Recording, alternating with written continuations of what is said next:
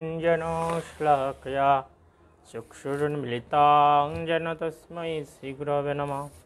श्रीचैतन्यमनःभीष्टां स्थापितं येन भूतले स्वयं रूपकदमञ्चं ददाति शपदन्तिकं वन्देऽहं श्रीगुरुं श्रीयुतपदकमलां श्रीगुरुणा वैष्णवंश श्रीरूपां शाग्रजातं सहगण रघुनाथनितां तं सजीवां सदयितां सवधूतं परिजनसहितां कृष्णचैतन्यदेवां श्रीराधाकृष्णपादां सहगण ललिता श्रीविशाखान्वितां नमो ॐ विष्णुपादाय कृष्णपृष्ठाय भूतले श्रीमते भक्तिवेदान्त स्वामिनिति नामिने नमस्ते सरस्वती देवी गौरवाणी प्रचारिणे निर्विशेषशून्यवादी पाश्चात्यदेशतारिणे वञ्चाकल्पतरुभ्यश्च कृपा सिन्धुभ्येव च पतितानां पावनेभ्यो वैष्णवेभ्यो नमो नमः। नमो महावदन्नाय कृष्णप्रेमप्रदायते कृष्णाय कृष्णचैतन्यनाम्ने गौरतीशे नमः। हे कृष्णा करुणा सिन्धु दीनबन्धु जगत्पते गोपेश गोपिकान्त राधाकान्त नमस्ते।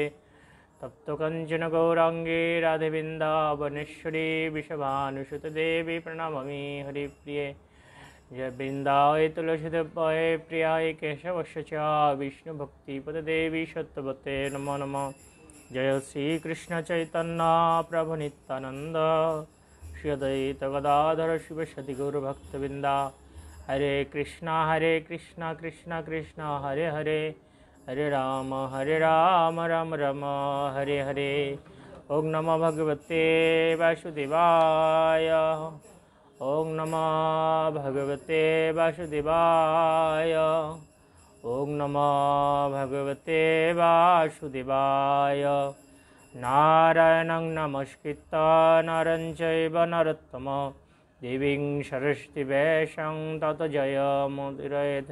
मखाङ्कृतिवाचलं पङ्गुलङ्गायते ग्रीं यत्कृपा तमः वन्दे परमानन्दमाधवं श्रीगुरुदिनतारिणं श्रीचैतन्यईश्वरम्। हरे कृष्ण।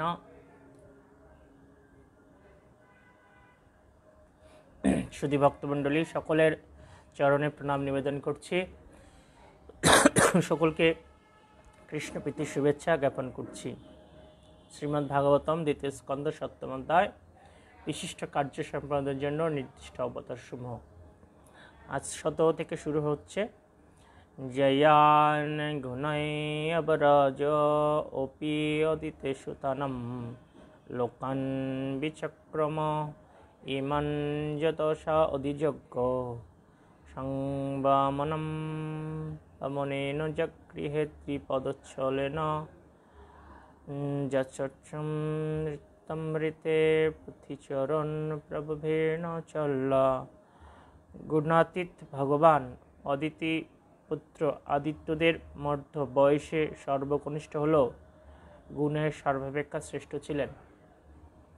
সেই যজ্ঞাধিষ্ঠাতা ভগবান বিষ্ণু পদনিক্ষেপের দ্বারা ব্রহ্মাণ্ডের সমস্ত লোক অতিক্রম করেন। ত্রিপাদ ভূমি ভিক্ষা করার ছলে তিনি বামন রূপে বলি মহারাজের অধিকৃত ভুবন অধিগ্রহণ করেছিলেন। তিনি ভিক্ষার ছলে যা গ্রহণ করেছিলেন তা গ্রহণ করেছিলেন, কেননা নিগ্রহ এবং অনুগ্রহ করতে সমর্থজনেরা সব কিছু করতে পারলেও যাচোয়া ব্যতিরিকে সৎ পথযাত্রী ব্যক্তিকে ঐশ্বর্যভ্রষ্ট করতে তাদেরও কর্তব্য নয়। হরে কৃষ্ণ। এখানে বলি মহারাজের কাহিনী এবং বামন দেবের কাহিনী উল্লেখ করেছেন। যে আমরা অনেকে জানি যে বামন দেব রূপে ভগবান এসে তিনি ত্রিপাদ ভূমি প্রার্থনা করেছিলেন বলি মহারাজের কাছে, আর বলি মহারাজ তাকে সেটা দিয়েছিলেন। তো ত্রিপাদ ভূমি কতটুকু দখল করেছিলেন? ত্রিপাদ ভূমির মাধ্যমে যেহেতু ভগবান তিনি অনন্ত গুণের অধিকারী, তিনি বামন রূপে এসেছিলেন। বামন মানে ছোট রূপ। বলি মহারাজ তিনি স্বর্গমত্ত পাতাল ত্রিভুবন আয়ত্ত করে নিয়েছিলেন। জয় করেছিলেন এবং দেবতাদের সেই স্বর্গ থেকে তাড়িয়ে দিয়েছিলেন। তো দেবতারা তখন ভগবানের কাছে প্রার্থনা করেছিলেন এবং দেবমাতা অদিতি প্রার্থনায় ভগবান তার পুত্ররূপে এসেছিলেন। এসে তিনি বলি মহারাজ একটা যজ্ঞ করছিলেন, সেই যজ্ঞে যে ত্রিপাদ ভূমি প্রার্থনা করেছিলেন। তো সেই ত্রিপাদ ভূমি মাধ্যমে তিনি এক পদ দিয়ে ত্রিভুবনের ঊর্ধ্বলোক দখল করেছিলেন, আর এক পদ দিয়ে এই ত্রিভুবনের নিচে পাতাল লোক দখল করেছিলেন। তো আরেকটি পদ অবশিষ্ট ছিল। তখন ভগবান বামনদেব রূপে বলছেন যে বলি, তুমি আমাকে প্রতিশ্রুতি দিয়েছিলে যে ত্রিপাদ ভূমি দান করবে, তো আর এক পা আমি কোথায় রাখবো? এখনও তোমার যা কিছু আছে আমি সব দখল করে নিয়েছি, কিন্তু এখনও আমার এক পা অবশিষ্ট রয়েছে। তখন বলি মহারাজ কী করলেন? নিজেকে সমর্পণ করলেন। আমাদের নববিধা ভক্তি জানি যে শ্রবণ, কীর্তন, স্মরণ, স্মরণ, বন্ধন, পাদসেবন, দর্শ সখ্য, আত্মনিবেদন।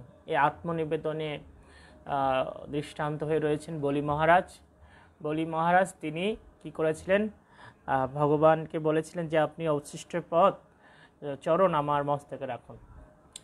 এভাবে বলি মহারাজ তিনি তার প্রতিজ্ঞা রক্ষা করেছিলেন এবং বিষ্ণু ভগবান তিনি বামন রূপে এসে বলিকে কৃপা করেছিলেন। কৃপাটা হলো কি, এই ত্রিভুবনের যে ঐশ্বর্য তিনি গ্রহণ করে তিনি বলি মহারাজকে তার শ্রীপাদপদ্মে আশ্রয় দিয়েছিলেন।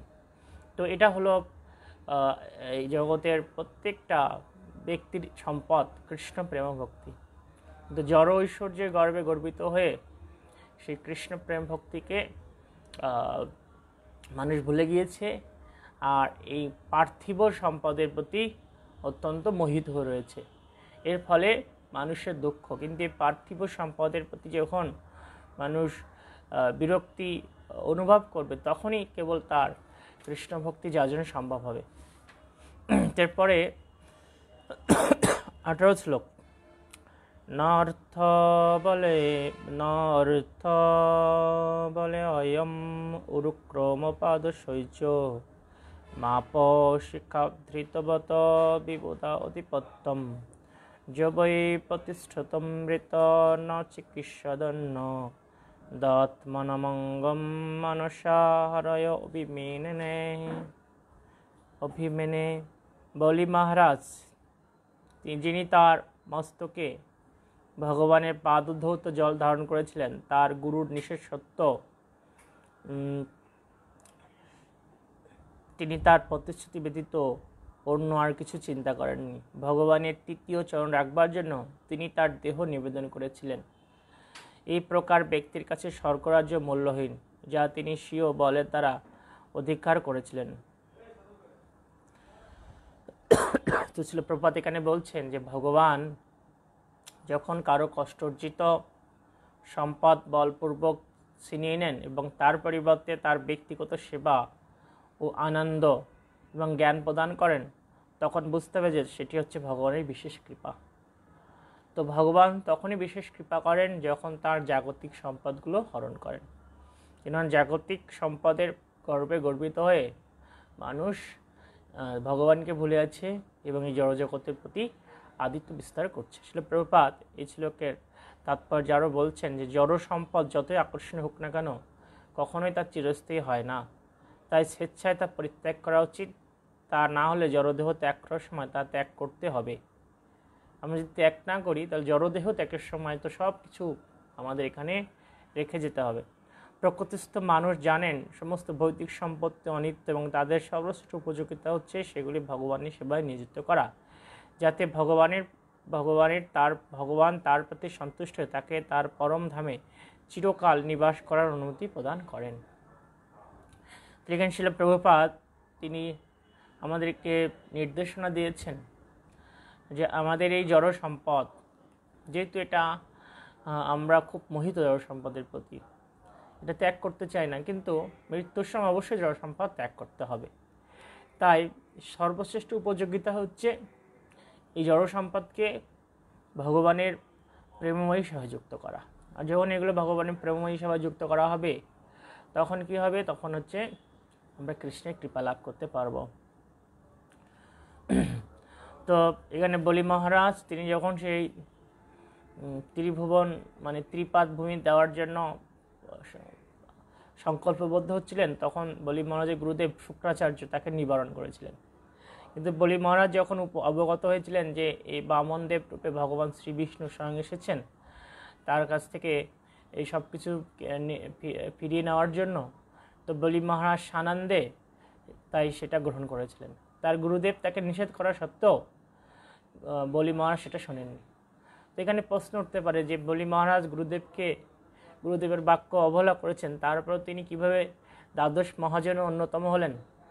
তার কারণ হচ্ছে, যদি সেই হচ্ছে প্রকৃত গুরু যিনি কৃষ্ণ ভক্তিতে যুক্ত করেন, কৃষ্ণের পাদপদ্মে সমর্পণ করেন, কিন্তু সেই উপযুক্ত পিতা, সেই উপযুক্ত মাতা যিনি তার সন্তানকে শ্রীকৃষ্ণের চরণে সমর্পণ করেন, কৃষ্ণ প্রেম ভক্তি যুক্ত করেন, এবং সেই উপযুক্ত সন্তান, যে সন্তান তার পিতামাতাকে এই বদ্ধ দশা থেকে মুক্ত করতে প্রয়াসী হন, এবার শাস্ত্রে বর্ণনা আছে। তো বলি মহারাজের গুরু শুক্রাচার্য তাকে নিষেধ করেছিলেন যে এই বামন দেব রূপে ভগবানের কাছে সংকল্প না করতে। তো বলি মহারাজ যখন উপগত হয়েছেন যে ইনি ভগবান, তখন বলি মহারাজ তিনি তার গুরুদেবকে ত্যাগ করে মানে গুরুদেবের আজ্ঞাকে অবজ্ঞা করেছেন। এর থেকে বলি মহারাজের সিদ্ধান্ত এবং শ্রীমদ্ ভাগবতমের সিদ্ধান্ত আমরা উপলব্ধি করতে পারি, আমাদের পারমার্থিক কাজে যিনি বাধা দেয় তিনি প্রকৃতপক্ষে আমাদের গুরু নন, শরীর নন, ভাতৃ নন, পিতা নন, মাতা নয়। চৈতন্য চরিতামৃতে বলা হয়েছে যে সেই উত্তম বন্ধু, সেই পিতামাতা, শ্রীকৃষ্ণ চরণে প্রেম ভক্তিদাতা, সেই প্রকৃত বন্ধু, সেই প্রকৃত পিতামাতা যিনি শ্রীকৃষ্ণ চরণে প্রেম ভক্তি দান করেন। তো মানুষ সেই শ্রীকৃষ্ণের যে প্রেম ভক্তি, শ্রীকৃষ্ণ চরণের প্রেম ভক্তি যে আনন্দ, সেটা বুঝতে পারে না। কেন বুঝতে পারে না? যে মানুষ ইন্দ্রতৃপ্তির উপরে খুব জড়িয়ে পড়েছে, ইন্দ্রসুখ ভোগের জন্য। আর ইন্দ্রসুখ ভোগ হচ্ছে প্রকৃতপক্ষে মানুষকে দুঃখ দান করে। যে হি সংস্পর্শ ভোগা দুঃখ জনা এবতে, এই যে এই বিবেক বর্জিত বিবেকহীন ব্যক্তিরা যে ইন্দ্রসুখ ভোগ করে, সেটা প্রকৃতপক্ষে দুঃখ প্রদান করে। দুঃখ দেখুন, ইন্দ্রসুখ ভোগ করে প্রথমে সেটা একটু ভালো লাগছে, লাভ, পূজা, প্রতিষ্ঠা, কর্তৃত্ব, অভিমান প্রথমে অনেক আনন্দের, কিন্তু সেটা কি দান করে? দুঃখ দান করে। তো শিলা প্রভুপাদ বলছেন যে ইন্দ্রতৃপ্তির ভিত্তিতে যে মানব সভ্যতা তা পশুদের সমতুল্য। কেননা পশুরা তাদের ইন্দ্রিয় কার্যকলাপের অধিক আর কিছু জানে না। যে ইন্দ্রসুখের উপর যারা নির্ভর করছে সেটা পশু সভ্যতা। পশুদের একটাই কাজ ইন্দ্রসুখ ভোগ করা। ঠিক মানব সভ্যতা কি? মানব সভ্যতা হচ্ছে আত্মার সভ্যতা, এটাই হচ্ছে প্রকৃত সভ্যতা। আত্মার সভ্যতা কি? যে আমরা হচ্ছে চিন্ময় ভগবানের চিন্ময় অংশ। এই যে আমাদের জীবনী শক্তি, যে আত্মা, যার ফলে আমরা জীবন ধারণ করে আছি, তো সেই আত্মাই হচ্ছে আমাদের মূল জীবনী শক্তি। এবং এটাই হচ্ছে, এই উপলব্ধি হচ্ছে প্রকৃত জ্ঞান, এবং এই উপলব্ধির অনুসারে কার্য করাই হচ্ছে আদর্শ সভ্যতা। কিন্তু এখন মানুষের এই আত্মা উপলব্ধি নেই। মানুষ শুধু দেহগত চিন্তা নিয়ে ব্যস্ত, শুধু কীভাবে ভালো খাবে, ভালো পড়বে, ভালো ঘুমাবে, কীভাবে একটু ইন্দ্রসুখ ভোগ করবে, এই চিন্তায় ব্যস্ত। তো এই দেহগত চিন্তা এটাকে কখনোই সভ্য হিসেবে গণ্য করা হয়নি শাস্ত্রে। আত্মিক প্রীতিবিধানকেই উন্নত এবং শ্রেষ্ঠ বলে বর্ণনা করা হয়েছে, এবং এই আত্মিক প্রীতিবিধানের জন্যই আমরা এই আত্মিক প্রীতিবিধানের মাধ্যমে আমরা আমাদের মনুষ্য জীবনকে ধন্য করব। তো আত্মা প্রীত হয় কখন?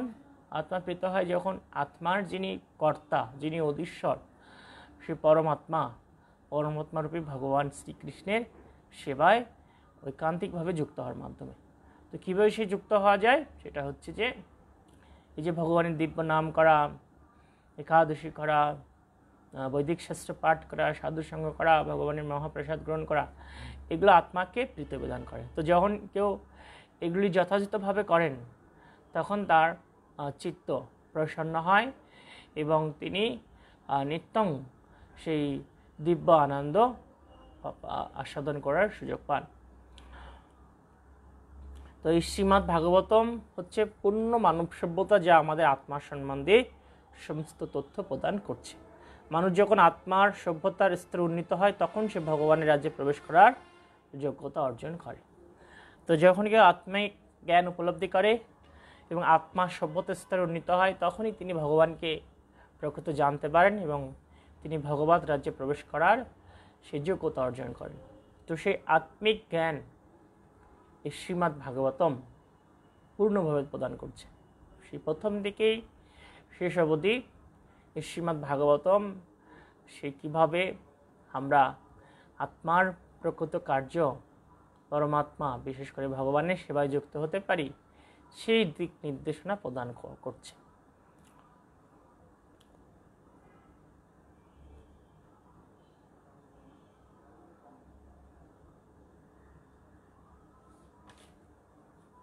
उन्नीस श्लोक।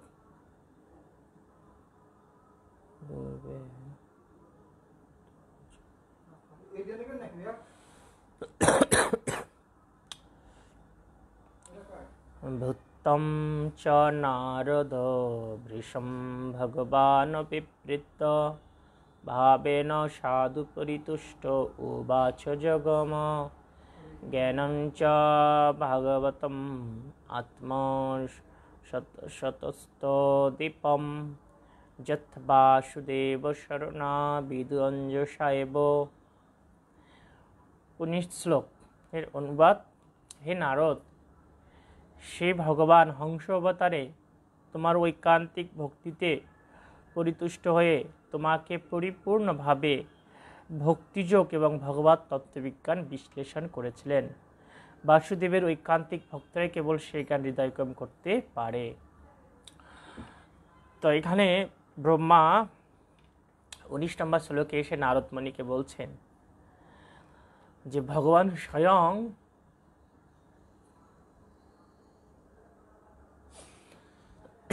নারদমণি বলছেন যে নারদমণিকে ব্রহ্মা বলছেন যে হংস অবতারে ভগবান স্বয়ং এসে তোমার ঐকান্তিক ভক্তিতে পরিতুষ্ট হয়ে তোমাকে সেই ভক্তিযোগ এবং ভগবত তত্ত্ববিজ্ঞান তোমাকে দান করেছিলেন। আর সেটা কারাই জানতে পারে? বাসুদেবের ঐকান্তিক ভক্তরাই কেবল সেই জ্ঞান হৃদয়গম করতে পারে। তো এই যে নারদমণিকে ভগবান শ্রীকৃষ্ণ তিনি হংস অবতারে এসে তাকে দিব্য জ্ঞান দান করেছিলেন। কিসের ভিত্তিতে? তার ঐকান্তিক ভক্তিতে সন্তুষ্ট হয়ে। ঠিক ব্রহ্মা তিনি লাস্ট লাইনে সলিউশন দিচ্ছেন যে বাসুদেবের ঐকান্তিক ভক্তরাই কেবল সেই জ্ঞান লাভ করতে পারে। তো আমাদের মধ্যে যারা আধ্যাত্ম অনুশীলন করছে, যাদের এই ঐকান্তিক ভক্তি ভগবানের প্রতি অর্পিত হবে, তারাই কেবল ভগবানকে হৃদয়গম করতে পারবেন। এবং ভাগবতে বলা হয়েছে যে সবই পুংসাম পরধর্ম যত ভক্তির অধ্যক্ষজ অহেতুকি অপ্রতিহতা জয়াত্মা সুপশুদিতি। যে সমস্ত মানুষের পরম ধর্ম হচ্ছে সে পরমেশ্বর ভগবান শ্রীকৃষ্ণের প্রতি অহেতুকি এবং অপ্রতিহতা ভক্তি অর্জন করা। তো শিল প্রভুপাদ এই শ্লোকের তাৎপর্য বলছেন যে শ্রীমদ্ ভাগবতমে সেই ভগবান তার সৌন্দর্য, যশ, ঐশ্বর্য, প্রতিষ্ঠা এবং যে সমস্ত অপ্রাকৃত গুণাবলী প্রেম বিনিময়ের জন্য তার প্রতি জীবকে আকৃষ্ট করে তার বর্ণনা করা হয়েছে। জড়া প্রকৃতির প্রভাবে এই স্বাভাবিক প্রবণতা কৃত্রিমভাবে আচ্ছাদিত হয়ে পড়ে। শ্রীমদ্ ভাগবত এই কৃত্রিম আবরণ উন্মোচন করার জন্য যথাযথভাবে সাহায্য করে। তো দেখুন যে এই ভগবানের প্রতি ভক্তি, এটা জড়া প্রকৃতির মাধ্যমে, জড়া প্রকৃতির সেই ত্রিগুণের মাধ্যমে মানুষ উপলব্ধি করতে পারে না, কিন্তু কখন পারবে? এখানে বলা হচ্ছে যে শ্রীমদ্ ভাগবতমে এই সমস্ত ভগবানের রূপ গুণ লীলা পরিকর আদি সম্বন্ধে বর্ণনা করা হয়েছে। তো যখন কেউ সেই শ্রীমদ্ ভাগবতম আস্বাদন করে, তখন তিনি এই ভগবানের প্রতি তার স্বাভাবিক যে ভক্তি আছে সেটাকে আবার হৃদয়ঙ্গম করার সুযোগ লাভ করেন। তাই এই শ্রীমদ্ ভাগবতম চর্চা করা অত্যন্ত গুরুত্বপূর্ণ। চক্রম চদৃক্ষ অভিহিতম দদস্যু সতেজা মন্বন্তরেষু মনুবংশধর বিভর্তি দৃষ্টৌষু রাজেষু দম বেদধাত সকৃত্রিম সত্যং ত্রিপিষ্ঠ উশতিম প্রথয়ন চরিত্রে। মন্বন্তর অবতারে ভগবান মনুর বংশধর রূপে তার সুদর্শন চক্র দ্বারা দুষ্কৃতকারী রাজাদের দমন করেন। সর্বাবস্থায় অপ্রতিহতভাবে তার রাজ্য শাসনের মহিমা এবং তার কীর্তি ত্রিভুবনের ঊর্ধ্বে ব্রহ্মাণ্ডের সর্বোচ্চ লোক সত্যলোকে বিস্তার লাভ করেছিল। এখানে মন্বন্তর অবতারের কথা আলোচনা করা হয়েছে। তো ব্রহ্মার একদিনে 14 মনুর আবির্ভাব হয়। 14 জন মনু ব্রহ্মার একদিনে আসে। তো একটা মনুর রাজত্বকাল কত জানেন? ব্রহ্মার একদিন মানে 1000 চতুর্যুগ। আর 14 মনু যেহেতু ব্রহ্মার রাজত্বকালে আসে প্রতিদিনে, তো একটা মনুর আয়ুষ্কাল হচ্ছে 71 চতুর্যুগ, মানে এরকম 70 তেতা দাপর কলি 71 বার আবর্তন হলে একটা মনুর রাজত্বকাল শেষ হয়। তো এখন বৈবস্বত মনুর রাজত্বকাল চলছে। তো ব্রহ্মার এক মাসে 420 জন মনু আসে, আর এক বছরে 5040 জন। ব্রহ্মার আয়ু কত? 100 বছর।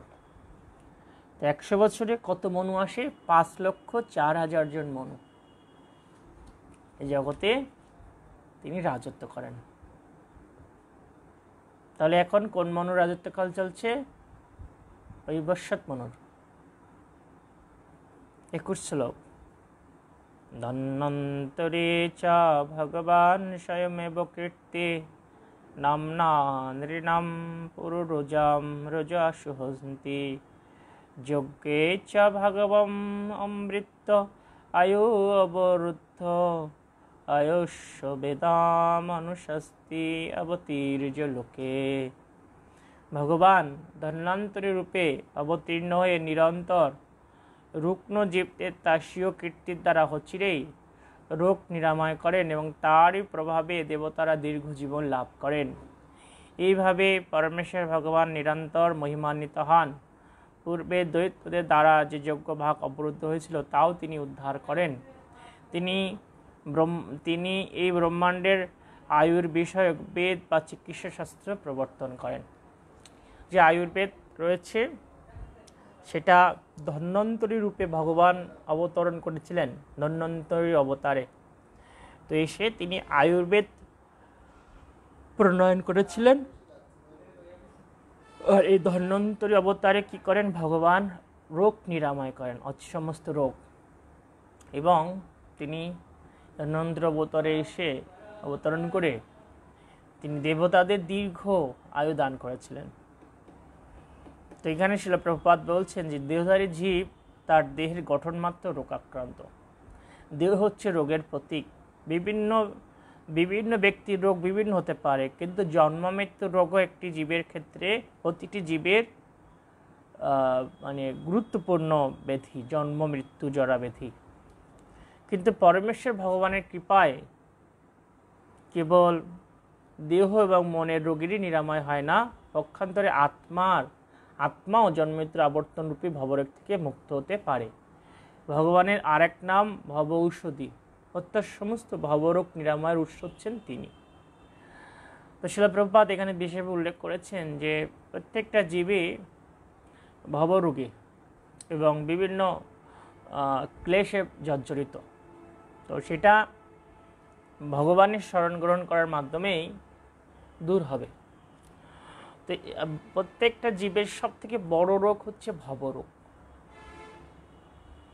আর সেই রোগে আক্রান্ত হয়ে মানুষ লক্ষ লক্ষ বার এই জগতে আবর্তন করছে জন্মমৃত্যু জরাব্যাধির চক্রে। তো এই ভবরোগ নিরাময় না হলে মানুষ কখনোই প্রকৃতপক্ষে সুস্থ হবে না। দেখুন, যখন মানুষ ভগবত ধামে যায়, জীব ভগবত ধামে যায়, তখন কিন্তু তিনি চিন্ময় দেহ নিয়ে যান। ভগবানের স্বরূপ যেমন চিন্ময়, ঠিক বৃন্দাবন ধামে, গোলক বৃন্দাবন ধামে যারা ফিরে যাওয়ার সুযোগ পান, তাদের দেহ চিন্ময় হয়। ভগবানের দেহ যেমন সচ্চিদানন্দ বিগ্রহ, ঠিক ভগবত ধামে যারা থাকেন তাদের দেহ হচ্ছে সচ্চিদানন্দময়। সেখানে ভগবান যেমন নবজৈবন সম্পন্ন, ঠিক ভগবত ধামে যারা অধিবাসী তারাও নবজৈবন সম্পন্ন। সেখানে কারো বার্ধক্য নেই, জরা নেই, ব্যাধি নেই, মৃত্যু নেই, সকলেই দিব্য দেহ ধারণ করেন। তো এই ভবরোগ থেকে মুক্ত হওয়ার উপায় কি? সেই ভগবানের চরণ পদ্মে আত্মসমর্পণ করা। শ্রী ভক্তিবিনোদ ঠাকুর বলছেন, এনেছি ঔষধি মায়া নাসিবারে লাগে, হরিনাম মহামন্ত্র লও তুমি মাগে। এই যে এই মায়ার দ্বারা আক্রান্ত হয়ে আমরা এত ভবরোগের জর্জরিত, তা শ্রী ভক্তিবিনোদ ঠাকুর, যিনি মহান আচার্য, তিনি শিক্ষা দিলেন যে এনেছি ঔষধি মায়া, এনেছি ঔষধি মায়া নাসিবারে লাগে। এই মায়াকে ত্যাগ করার মহা ঔষধ মহাপ্রভু নিয়ে এসেছেন। সেটা কি? হরে কৃষ্ণ মহামন্ত্র লও তুমি মাগে। তুমি এই হরে কৃষ্ণ মহামন্ত্র গ্রহণ করো, তার ফলে তুমি সমস্ত মায়া থেকে মুক্ত হবে, ভবরোগের যন্ত্রণা থেকে মুক্ত হয়ে অপ্রাকৃত জগৎ গোলক বৃন্দাবন ধামে প্রবেশ করার সুযোগ পাবে। 22 শ্লোক। ক্ষত্রম ক্ষয়ায় বিধিনা উপভৃতম মহাত্মা ব্রহ্ম ধৃক উচ্চিত পথম নরকা কীর্তিলিপ্সু উদ্ধন্তি আশায় অবনিকণ্টকং উগ্রবীর্য ত্রিসপ্ত কৃত রুধার পরশোধেন। যখন ক্ষৈত্র নামধারী শাসকেরা পরম সত্যের পথ থেকে ভ্রষ্ট হয়ে নরক যন্ত্রণা ভোগের অভিলাষী হয়েছিলেন, তখন পরশুরাম রূপে অবতীর্ণ হয়ে ভগবান পৃথিবীর কণ্টক স্বরূপ সেই সমস্ত রাজাদের উচ্ছেদ করেছিলেন। এভাবে তিনি তার তীক্ষ্ণ তার কুঠারের দ্বারা 21 বার ক্ষত্রদের বিনাশ সাধন করেছিলেন। তো এখানে পরশুরাম অবতারের কথা উল্লেখ করা হয়েছে। পরশুরাম অবতারে ভগবান তিনি 21 বার জগৎকে ক্ষত্রিয় শূন্য করেছিলেন, নিষ্ক্ষত্র করেছিলেন। কেননা ক্ষত্রদের যে ধর্ম, বিশেষ করে রাজ্য প্রতিপালন করা, ব্রাহ্মণকে রক্ষা করা, জনসাধারণকে সুরক্ষা দান করা, তো যখন তারা এটাকে ত্যাগ করে স্বেচ্ছাচারী হয়ে উঠেছিলেন, তখন পরশুরাম রূপে ভগবান তিনি তাদেরকে নিধন করেছিলেন। 23 শ্লোক। अस्मात् प्रसाद सुमुख कलय कलेश इक्ष्वाकु वंशे अवतीर्य गुरु निर्देशे तिष्ठन् वनं सदयिता अनुज अविवेश तस्मिन् विरुद्ध दशकन्दर आर्तिमाश। এই ব্রহ্মাণ্ডের সমস্ত জীবের প্রতি অহেতুকী কৃপার প্রভাবে ভগবান তার অংশসহ মহারাজ ইক্ষ্বাকুর বংশে অন্তরঙ্গা শক্তি সীতাদেবীর প্রতিরূপে আবির্ভূত হয়েছিলেন। তার পিতা মহারাজ দশরথের আজ্ঞানুসারে তিনি তার পত্নী এবং কনিষ্ঠ ভ্রাতা সহ বনে গমন করেছিলেন এবং দীর্ঘকাল সেখানে বসবাস করেছিলেন। অত্যন্ত শক্তিশালী দশমুণ্ড রাবণ তার প্রতি মহা অপরাধ করেছিল, তার ফলে চরমে সে বিনাশপ্রাপ্ত হয়েছিল। তো এই রামায়ণের কাহিনী আমাদের সকলে জানা আছে যে শ্রীরামচন্দ্র তিনি পিতৃসত্য পালনের জন্য তিনি বনে গিয়েছিলেন সীতারানীকে নিয়ে এবং তার ভাই লক্ষ্মণকে নিয়ে। রামচন্দ্র যে 4 ভাই ছিলেন, রাম, লক্ষ্মণ, ভরত, শত্রুঘ্ন, এরা ভগবানের যে চতুর্ভুজ বাসুদেব, সংকর্ষণ, প্রদ্যুম্ন, অনিরুদ্ধের প্রকাশ। বাসুদেব থেকে রামচন্দ্রের আবির্ভাব হয়েছিল, আর সংকর্ষণ থেকে লক্ষ্মণের, বাসুদেব, সংকর্ষণ, প্রদ্যুম্ন থেকে ভরতের, আর অনিরুদ্ধ থেকে শত্রুঘ্নের প্রকাশ হয়েছিল। তো এই যে 4 ভাই সকলেই ছিলেন বিষ্ণু তত্ত্ব। এনারা ভগবান তিনি সেই ইক্ষ্বাকু বংশে জন্মগ্রহণ করেছিলেন। জন্মগ্রহণ করে সে ভগবান রামচন্দ্র মর্যাদা পুরুষোত্তম মর্যাদাকে প্রতিষ্ঠা করেছিলেন এবং আদর্শ রাজা। এখনও অনেকে কথায় কথায় এটা প্রকাশ করে যে রামরাজ্য প্রতিষ্ঠা করতে চায়, রামরাজ্যকে স্মরণ করে। কারণ রামরাজ্যে কি ছিল? অবর্ণনীয় সুখ ছিল, প্রজারা অত্যন্ত সুখী ছিলেন। কেননা রামচন্দ্র সমস্ত প্রজাদের তিনি সন্তান স্নেহে প্রতিপালন করতেন। তো শ্রী রামচন্দ্র তিনি কি করেছিলেন? তিনি তার পিতৃসত্য পালনের জন্য বনে গিয়েছিলেন। বনে যখন গিয়েছিলেন তখন সেই লঙ্কেশ্বর রাবণ সীতারানীকে সেই বন্দি করে নিয়ে গিয়েছিলেন, সেই লঙ্কায় নিয়ে বন্দি করে রেখেছিল। কিন্তু ভগবান পরবর্তীতে তিনি লঙ্কায় যেয়ে সে রাবণকে হত্যা করে সবংশে নিধন করে তিনি সীতারানীকে উদ্ধার করেছিলেন। এভাবে রামায়ণের মাধ্যমে এই রাবণের চরিত্র থেকে একটা বিশেষ শিক্ষা হচ্ছে যে যখন কেউ ভগবানকে ত্যাগ করে সেই লক্ষ্মীকে হরণ করতে চাইবে তখন তার এভাবে বিনাশ হবে। তো লক্ষ্মী হচ্ছে সম্পদ। তো এই জগতে দেখুন অধিকাংশ ব্যক্তি এইভাবে সেই ভগবানকে উপেক্ষা করে সম্পদ আত্মসাৎ করার প্রয়াস, সম্পদ ভোগ করার প্রয়াস। তো রাবণ যেমন লক্ষ্মী দেবীকে ভোগের বাসনা করেছিল, যার ফলে তার বিনাশ হয়েছিল। তো এই জগতেও যারা সেই কৃষ্ণকে উপেক্ষা করে লক্ষ্মীকে ভোগ করতে চাইবে, সম্পদকে আত্মসাৎ করতে চাইবে, তো তার রাবণের মতো তারও পতন হবে, তারও নিম্ন জনি লাভ করতে হবে। আর যারা এভাবে ভগবানকে উপেক্ষা করবে তাদের জীবনের শুরু থেকে আধ্যাত্মিক পতন হবে।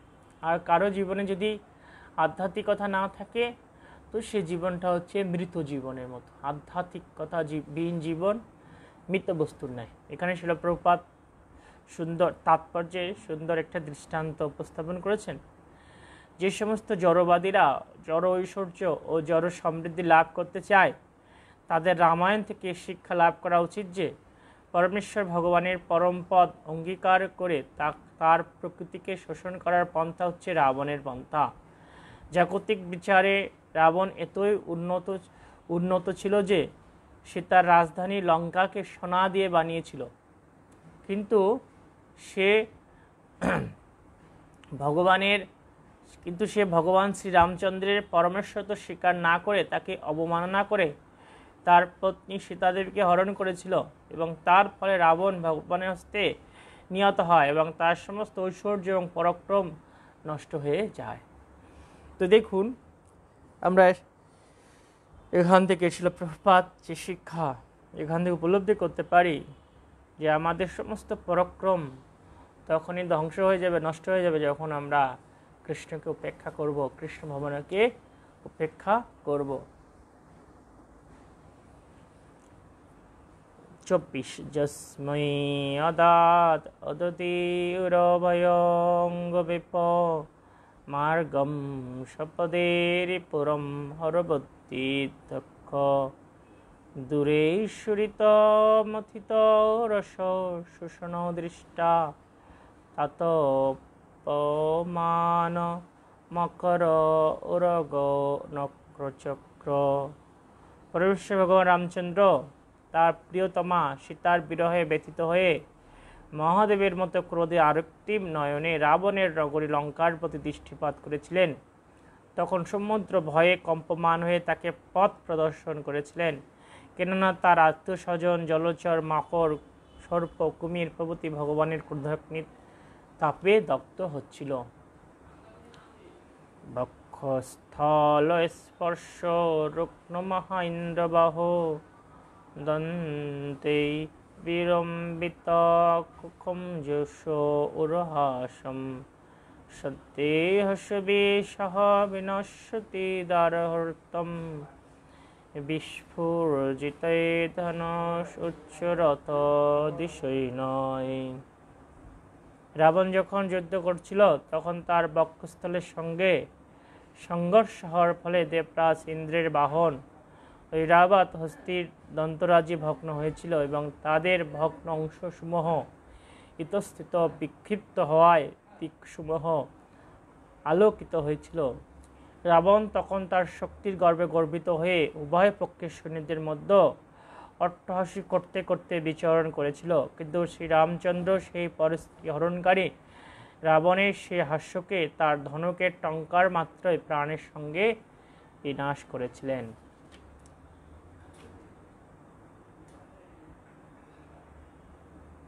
আজকে আমরা এই পর্যন্ত পড়লাম 25 শ্লোক পর্যন্ত। কালকে শ্রীকৃষ্ণের বিষয়ে আলোচনা হবে, শ্রীকৃষ্ণের আবির্ভাব বিষয়ে এবং শ্রীকৃষ্ণের কিছু লীলা বিষয়ে পরপর বর্ণনা আছে। আমরা আগামীকাল 10টা থেকে 26 শ্লোক থেকে আলোচনা শুরু করব। জয় গ্রন্থরাজ শ্রীমদ্ ভাগবতম কি জয়, সমাবেত ভক্তমণ্ডলী কি জয়, শিল প্রভুপাদ কি জয়, নিতাই গৌর প্রেমানন্দে।